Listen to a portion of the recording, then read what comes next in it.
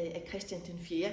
Det er fra hans kroningsceremoni, som fandt sted i 1596.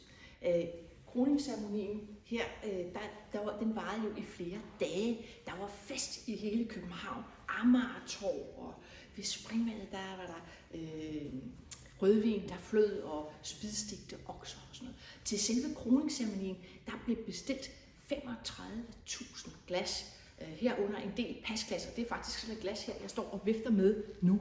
Det er sådan helt typisk pasglas, det her, som det hedder. Der er sådan nogle riler på, sådan nogle pas, som det også hedder på hollandsk. Og ideen med det her glas, det er, at når man drikker af det, så skal man drikke tilpas. Og hvis man drikker for meget eller for lidt, så har man forpasset passet. Så må man drikke igen. Så et pasglas, så man kan lære at drikke tilpas, og ikke forpasse passet.